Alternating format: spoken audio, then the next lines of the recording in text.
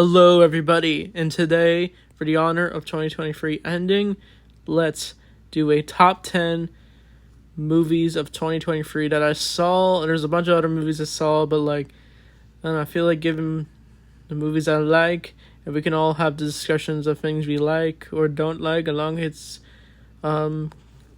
constructive or something. But as long as it's for civil is what I'm trying to say. I think we can all have good conversations about these movies. So, anyway, I'm going to get started with number 10. I'm not going to go too depth in these movies, as just I want to save it for my reviews, so I'm going to keep it short. So, Creed 3.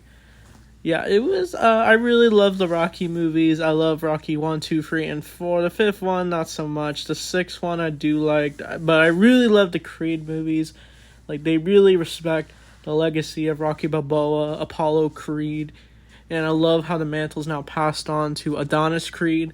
Michael B. Jordan gives a truly good performance as this character, as I like his relationship with his wife, his daughter, who surprisingly in this movie is revealed to be deaf. I never thought they'd do that, but the story between him and Jonathan Majors' character was interesting, and it has a sort of anime feel to it, and yeah, not my favorite of the Creed movies. I wish Rocky was in it, but that's just drama stuff. But I look forward to more Creed movies. So that being said, let's go on to Missing. So this movie's searching, but this movie was surprisingly really interesting. It's about a girl who's trying to find her mom after she goes on vacation with some online date she's met. And the twist with these movies, it all adds up at the end. I'm not going to spoil it, but you should definitely check out Missing. Even if it is searching. I have to review that movie one day. But I really like the relationship between the girl and this one guy she meets who helps her track down locations where her mom could have been. But yeah, it all wraps up nicely at the end with good twist, like I said. So anyway, next is John Wick 4. So I reviewed John Wick 1, 2, and 3 over the summer or September, I don't know, but this movie was really good. A nice ending to all these movies. I'm not going to spoil it, but maybe it sort of did, but Keanu Reeves gives a truly great performance as this character. I love him as John Wick. One of the best action movies, even though this movie is very long, but you feel the emotion at the end of this movie. Probably one of the best endings of the movie. But could we get John Wick 5? I don't know. We'll have to wait and see. Anything's possible. So, yeah, John Wick 4, amazing. Can't wait to review it. So next is Teenage Mutant Ninja Turtles Mutant Mayhem. So, I saw this with my friend. I think our only issue was it was too short, if you saw it in my vlog. But this movie was really a lot of fun. The animation looked beautiful. I definitely see it. And I look forward to learning more about these turtles. They're not my favorite incarnations, but really love those designs. I like how they actually got teenagers to voice the characters.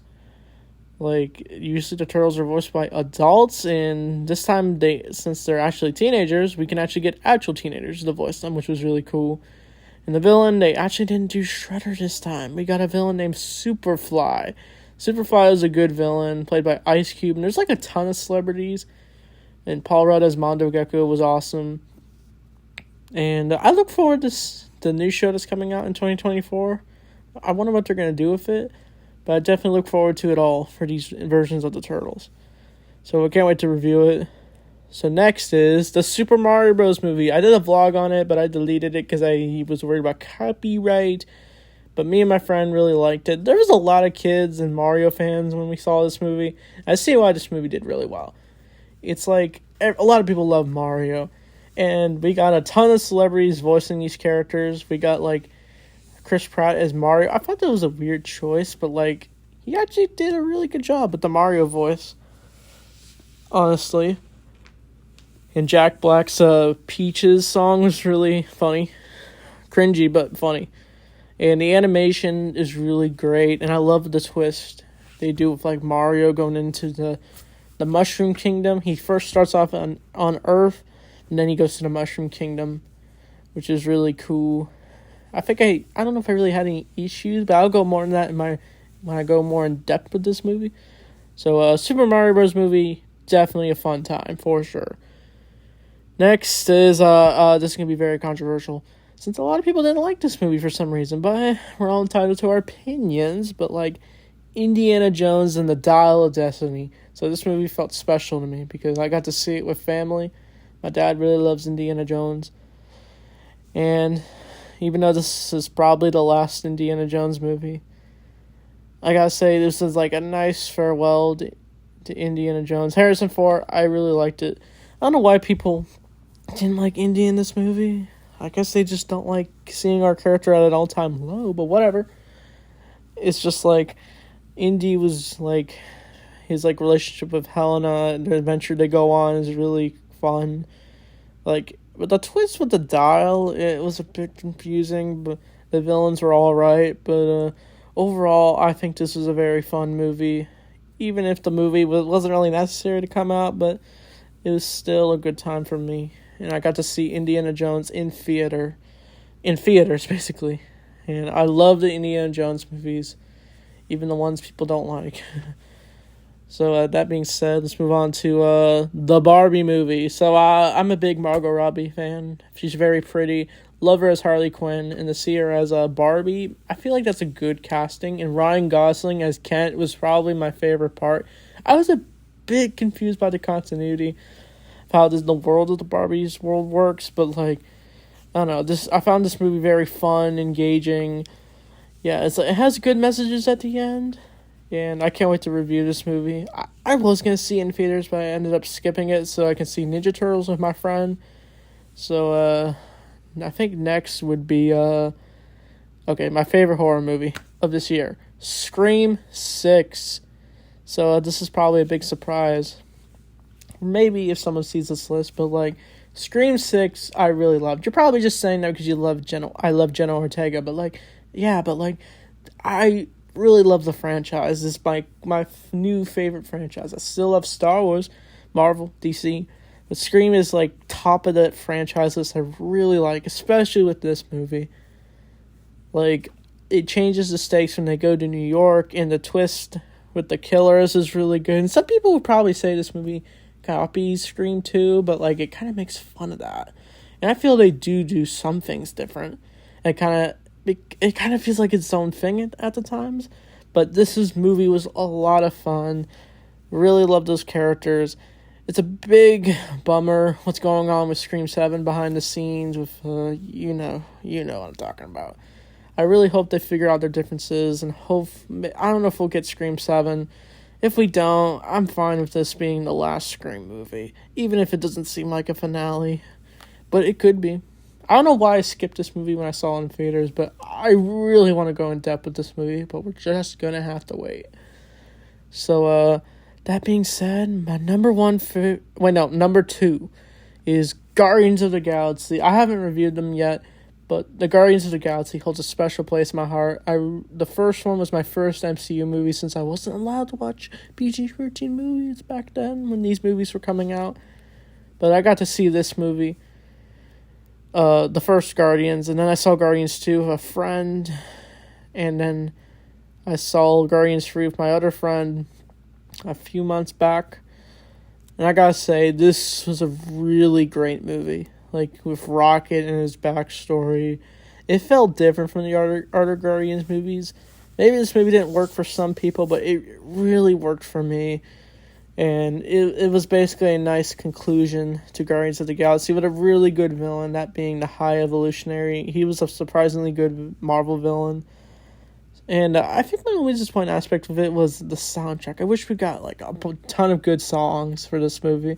But oh well, I can't wait to talk about this movie in depth. But yeah. So that being said, my number 1 movie of 2023 is, I never thought this would be number 1, but like, it's Across the Spider-Verse, SpiderMan. So, this is probably some of the best animation of all time. I've done a review with the YouTuber Hedgehog Nerds. I don't know when our review's coming out, but like this movie was really good. Like it really respects Spider-Man.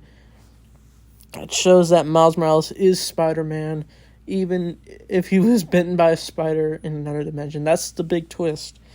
But like there's so many cool Easter eggs, like I'm not gonna spoil it, but like I don't know, and like the continuity with this whole thing called the canon for Spider-Verse and how the Spider-Man world works, it's a bit confusing, but I really hope to answer that in the sequel.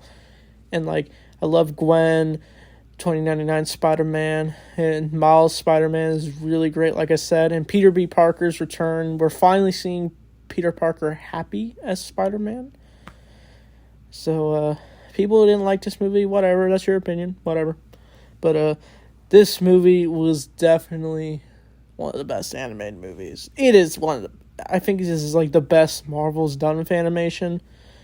I really look forward to how they're going to answer what happens in Beyond the Spider-Verse. So that's my top 10 movies of 2023. I'm not going to do a top 10 worst. No, I don't want to do negativity. But I'm going to do like a maybe most anticipated movies of 2024.